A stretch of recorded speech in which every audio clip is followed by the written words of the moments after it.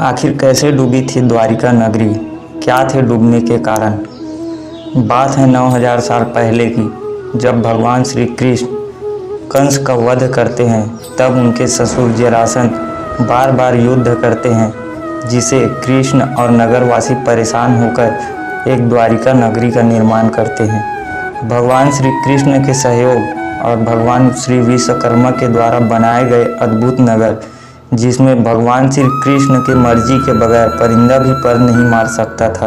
आखिर किस कारण से डूबी थी द्वारिका नगरी, आइए जानते हैं आज के इस वीडियो में। सबसे पहले भगवान श्री कृष्ण के बारे में जान लेते हैं। हिंदू धर्म में मुख्य रूप से 4 युगों का उल्लेख मिलता है: सतयुग, त्रेता युग, द्वापर और कलयुग। धर्मशास्त्रों के जानकार कहते हैं कि सतयुग में भगवान नारायण के 4 अवतार आए थे: मत्स्य अवतार, कूर्म अवतार, वराह अवतार और नरसिंह अवतार।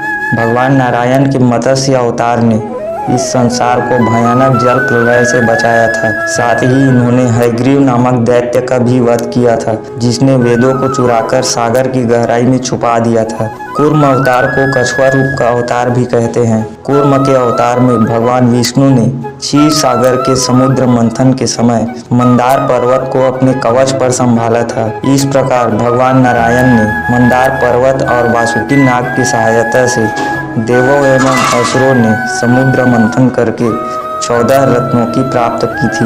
भगवान श्री नारायण के तीसरे अवतार भाद्र मास के शुक्ल पक्ष के तृतीय तिथि को वराह अवतार लेकर हिरण्याक्ष नामक दैत्य का वध किया था। और 4वें अवतार में भगवान नारायण ने भक्त प्रहलाद की रक्षा करने के लिए नरसिंह रूप में अवतार लेकर दैत्यों के राजा हिरण्यकश्यप का वध किया था। इसी प्रकार त्रेता युग में वामन अवतार परशुराम और भगवान राम आए थे। त्रेता युग में वामन देव राजा बलि की वचनबद्धता से अधिक प्रसन्न हुए, इसलिए वामन देव ने राजा बलि को पाताल लोक देने का निश्चय किया और अपना तीसरा कदम बलि के सिर पर रखते ही बलि पाताल लोक चले जाते हैं। परशुराम भगवान विष्णु के आविर्भाव अवतार माने जाते हैं। इस अवतार में भगवान परशुराम अपनी ही मां का सिर धड़ से अलग कर देते हैं। और तीसरे अवतार में भगवान मर्यादा पुरुषोत्तम राम ने लंका के राजा रावण का वध किया था। और द्वापर युग में श्री कृष्ण अवतार आए थे। द्वापर युग में श्री कृष्ण, जिसने अपने मामा कंस का वध किया था। दोस्तों, आज की कहानी की शुरुआत यहीं से होता है। भगवान श्री कृष्ण के मामा कंस, जो मथुरा के राजा थे, जो अपनी मृत्यु को लेकर अति चिंतित रहते थे, उन्हें किसी के द्वारा यह पता चला था कि उनकी स्वयं की बहन, जिनकी 8वीं संतान पुत्र होगा, वही उनका वध करेगा। इसी कारण कंस ने अपनी बहन और बहनोई को कारागाह में बंद कर दिया था। भगवान श्री कृष्ण के माता देवकी और पिता वासुदेव थे। निरंतर प्रयास से मामा कंस जब भी देवकी वासुदेव के पुत्र होता, तब उनको मौत के घाट उतार देता था। परंतु 7वें बार प्रयास सफल हुआ और 8वें बार में भगवान श्री कृष्ण का जन्म होता है और फिर भगवान श्री कृष्ण को भी मारने का प्रयास किया जाता है। परंतु चमत्कारिक रूप से उस रात को वासुदेव अपने पुत्र भगवान श्री कृष्ण को यमुना नदी पार कर गोकुल में मैया यशोदा के पास छोड़ चले जाते हैं। इसी प्रकार पौराणिक कथाओं के अनुसार भगवान श्री कृष्ण का जन्म मथुरा में और उनका बचपन गोकुल में मैया यशोदा के छाव में हुआ था। और फिर मामा कंस भगवान श्री कृष्ण को मारने अनेकों राक्षसों को भेजते थे। जैसे पहले बाल्यावस्था में पूतना नामक राक्षसी, जो श्री कृष्ण को स्तनपान के जरिए विष देकर मारना चाहती थी। जब कंस को पता चलता है कि पूतना का वध हो गया है, तो उसने श्री कृष्ण को मारने के लिए त्रिनार्थ नामक राक्षस को भेजता है। यह राक्षस बवंडर का रूप धारण करके बड़े बड़े पेड़ों को उखाड़ सकता था, परंतु कंस का यह राक्षस भी मारा जाता है। फिर त्रिनार्थ राक्षस की मृत्यु की जानकारी हुआ तो कंस ने वत्यासुर राक्षस को कृष्ण को मारने भेजता है। वत्यासुर एक बड़े बछड़े का रूप धारण कर सकता था, जो कान्हा के द्वारा चराए जा रहे गायों की झुंड में शामिल हो गए, परंतु श्री कृष्ण की नजरों से बचना असंभव है। भगवान श्री कृष्ण ने वत्यासुर को पहचान लिया और उसकी पूंछ पकड़कर बड़े से पेड़ पर पटक दिया और उसकी मौत हो गई। इस प्रकार वत्यासुर की मौत की जानकारी कंस तक पहुंचा। फिर उसने बकासुर राक्षस को भेजा, बकासुर एक बड़े विशालकाय बगुले का रूप धारण कर सकता था। जब कान्हा और उनके मित्र वन में खेल रहे थे, तब बकासुर ने भगवान श्री कृष्ण को अपने मुख पर निगल लेता है। तब कुछ देर बाद कान्हा उस बगुले का मुख चीरकर उसका वध कर देता है और फिर निष्फल प्राप्ति के बाद पांचवा असुर अघासुर को भेजता है। अघासुर पूतना का छोटा भाई था। यह राक्षस बड़े से अजगर सांप का रूप धारण कर लिया और फिर कान्हा समेत उनके साथी जो अघासुर था अपना मुख खोलकर पत्थर का रूप ले लिया। सभी गुफाएं करके वहां घुस जाते हैं, परंतु भगवान श्री कृष्ण को जानकारी हुआ तब वह अपना शरीर तेजी से बढ़ाना शुरू किया और फिर अघासुर को सांस लेने में परेशानी हुई और सांस नहीं ले पाने के कारण उसका भी मौत हो जाता है। और इंटरेस्टिंग बात यह है, जब माता यशोदा श्री कृष्ण की शरारतों से परेशान होकर श्री कृष्ण को उखल से बांध देता है, तब श्री कृष्ण उखल को ही खींचने लगता है। वहां आंगन में दो बड़े वृक्ष लगे थे। श्री कृष्ण ने उन दोनों वृक्षों के बीच में उखल को फंसा देता है और जोर से खींचने लगता है। ऐसा करते ही दोनों वृक्ष जड़ समेत उखड़ जाता है। जड़ के उखड़ते ही उसमें से दो यक्ष प्रकट होता है, जिसे यमला अर्जुन भी कहते हैं। ये दोनों यक्ष कुबेर के पुत्र थे, नलकुबर और मणिग्रीव, जो दोनों नारद का अपमान किया था। इस कारण इन दोनों को श्राप मिला था। फिर कहानी में आगे बढ़ते हैं। एक सही और वक्त आते ही भगवान श्री कृष्ण मथुरा पहुंचकर वही अपने मामा कंस का वध कर देते हैं और अपने माता पिता को छुड़ा देते हैं। परंतु जरासंध कंस की मृत्यु सुनते ही यह प्रण लेता है कि मैं जरासंध श्री कृष्ण को मारकर ही प्रण लूंगा। इस प्रकार बार बार के हमलों से परेशान होकर भगवान श्री कृष्ण वहां से निकल जाते हैं और अपनी एक सुंदर नगरी का निर्माण करते हैं। समुद्र तट पर वही द्वारिका है जो आज गुजरात की शान है। कई खोजों के दौरान समुद्र में एक नगर डूबा होने की बात सामने आती है। दरअसल समुद्र में समाई यह नगरी द्वापर युग में कान्हा द्वारा बसाई गई द्वारिका नगरी है, जो कौरवों की माता गांधारी और ऋषियों के द्वारा दिए गए श्राप के कारण समुद्र में डूब गया था। अब आपके मन में यह सवाल उठ रहा होगा कि आखिरकार भगवान श्री कृष्ण के द्वारा बसाई इस द्वारिका नगरी को भला ऋषि मुनि क्यों श्राप देने लगे। आइए जानते हैं इस घटना की पूरी जानकारी। इतिहासकारों और पौराणिक कथाओं में मुख्य दो रूप से द्वारिका नगरी के डूबा होने की कहानी सामने आती है। कहानी नंबर 1, जब महाभारत में कौरवों और पांडवों की युद्ध हो रही थी, तब पूर्ण रूप से पांडव इस युद्ध में विजय प्राप्त किए थे। तब युद्ध में विजय प्राप्त के बाद युधिष्ठिर को राजगद्दी पर बैठाया और राज्य से जुड़े नियम और कानून उन्हें समझाकर भगवान श्री कृष्ण कौरवों की माता गांधारी से मिलने पहुंचे। कान्हा के आने पर गांधारी फूट फूट कर रोने लगी, क्योंकि युद्ध में उनके 100 बेटों की मौत हो गई थी, जिस कारण गांधारी क्रोधित होकर भगवान श्री कृष्ण को श्राप दे दिया कि जिस तरह तुमने मेरे कुल का नाश किया है, तुम्हारे कुल का अंत भी उसी प्रकार से होगा। अब समझने की बात यह है कि श्री कृष्ण स्वयं भगवान थे। वो चाहते तो इस श्राप को निष्फल कर सकते थे, लेकिन उन्होंने मानव रूप में लिए अपने जन्म का मार रखा और गांधारी के द्वारा दिए श्राप को ग्रहण कर उनको प्रणाम करके वहां से चले गए।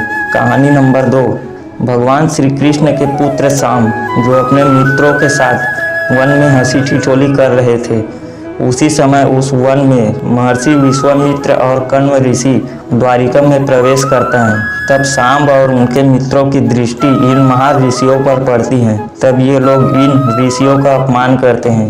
इन युवकों ने शाम को एक महिला के वेश में तैयार किया और महर्षि विश्वामित्र और कण्व ऋषि के सामने पहुंचकर उनसे बोलने लगते हैं कि यह स्त्री गर्भवती है। अब बताइए कि इनके गर्भ से क्या उत्पन्न होगा। दोनों ही ऋषि इस परिहास से अत्यंत क्रोधित होते हैं और शाप दे देते हैं। शाप ये था कि इस गर्भ से एक मूसल उत्पन्न होगा, जिससे तुम जैसे दुष्ट, असभ्य और क्रूर लोग अपने समस्त कुल का नाश कर लेंगे। इस घटना का पता चला भगवान श्री कृष्ण को, तो उन्होंने कहा यह ऋषियों द्वारा दी गई शाप है जो व्यर्थ नहीं जाएगी। अगले ही दिन सांब के गर्भ से एक मूसल उत्पन्न होता है। इस घटना को देख राजा उग्रसेन उस मूसल को नदी में फिकवा देता है, ताकि किसी प्रकार की घटना, मारपीट या युद्ध न हो अपनों में, अन्यथा यह मूसल किसी की भी प्राण ले सकता है। और साथ ही साथ भगवान श्री कृष्ण ने नगर में घोषणा करवा देते हैं कि उनके कुल के लोग और नगरवासी अपने घर में मदिरा का उत्पादन नहीं करेगा, क्योंकि श्री कृष्ण चाहते थे कि उनके कुल के लोग और नगरवासी मदिरा के नशे में कोई अनुचित व्यवहार कर परिवार समेत एक दूसरे का नाश न कर बैठे, क्योंकि ऋषियों द्वारा दिए गए शाप होना ही था। धार्मिक पुराणों के आधार पर महाभारत युद्ध के 36वें वर्ष बाद द्वारिका नगरी में बहुत अपशगुन होने लगा था। पूरे 36 वर्ष तक सब कुछ कुशल मंगल चल रहा था, किसी को कोई चीज़ की परेशानी नहीं थी, सभी खुशी से जी रहे थे। अपशगुन की घटना देख भगवान श्री कृष्ण अपने परिवार के लोगों को तीर्थ यात्रा में भेज देते हैं, परंतु प्रभास क्षेत्र में आने पर विश्राम के दौरान इन लोगों में किसी बात पर बहस छिड़ जाता है। यह बहसबाजी झगड़े में परिवर्तित हो जाता है और यह झगड़ा मारकाट में बदल जाता है। और यही वो समय था जब गांधारी और ऋषियों का श्राप फलीभूत होना चालू हो गया था। जब राजा उग्रसेन ने सांब के गर्भ से उत्पन्न मूसल को नदी में फेंक दिया था, तो उसके प्रभाव से प्रभास क्षेत्र में उगी एरका घास को लड़ाई के दौरान जो भी उखाड़ता तो वह एक मूसल में परिवर्तित हो जाता था।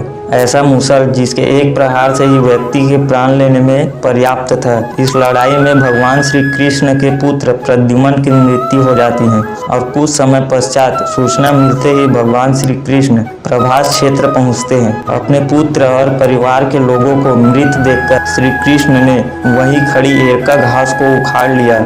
तत्पश्चात एरका घास हाथ में आते ही मूसल में परिवर्तित हो जाता है और लड़ाई में बचे शेष लोग जिन्होंने उनके प्रियजनों को मारा था, श्री कृष्ण अपने रौद्र रूप में आकर एक एक वार से बचे लोगों को मार देते हैं और अंत में श्री कृष्ण बलराम और दारुक बचते हैं। आपको बता दूं कि दारुक भगवान श्री कृष्ण के सारथी थे। इस घटना के बाद भगवान श्री कृष्ण ने अपने सारथी से कहा कि तुम हस्तिनापुर जाओ और अर्जुन को यहाँ ले आओ, और बलराम को वही रुकने कहते हैं। और भगवान श्री कृष्ण स्वयं अपने पिता को इस घटना के बारे में सूचित करने द्वारिका चले गए। कान्हा ने अपने पिता को इस घटना के बारे में पूर्ण रूप से बताया और कहा, यहाँ अर्जुन आएंगे, आप उनके साथ नगर की स्त्रियां और बच्चों को लेकर हस्तिनापुर चले जाइएगा। जब श्री कृष्ण वापस प्रभास क्षेत्र में पहुँचे तब बलराम ध्यानावस्था में बैठे थे। कान्हा के पहुँचते ही उनके शरीर से शेषनाग निकले और समुद्र में चले गए। अब प्रभास क्षेत्र में बीते युद्ध और अपने परिजनों की मृत्यु देखकर अपने जीवन और गांधारी के श्राप के बारे में विचार करने लगे और फिर एक पेड़ की छांव में विश्राम करने बैठ गए। इसी समय एक शिकारी जिसका नाम जरा था, वह वन में एक हिरण की शिकार करने पहुंचा था। हिरण को देख जब उसने बाण चलाई तो वह बाण हिरण को न लगकर भगवान श्री कृष्ण के पैर पर लग गया। जब जरा अपने शिकार को उठाने उसके पास पहुंचा तो वहां शिकार के बदले भगवान श्री कृष्ण के पैर पर बाण लगा था।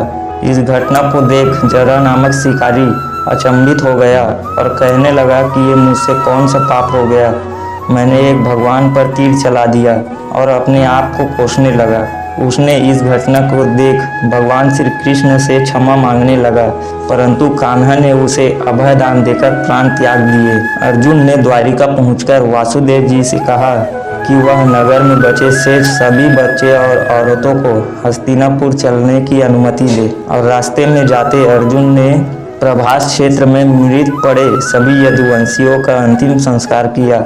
साथ ही साथ यह बात भी बता दे कि भगवान श्री कृष्ण के मौत का पता चलते कि उनके पिता वासुदेव भी अगले दिन प्राण त्याग देते हैं। फिर अर्जुन उनका अंतिम संस्कार विधिवत करके सभी यदुवंश औरतों और बच्चों को लेकर द्वारिका से निकल पड़ते हैं। जैसे ही नगरवासी द्वारिका को छोड़ते हैं वैसे ही कुछ क्षण पश्चात द्वारिका का राजमहल और नगर समुद्र में समा जाता है।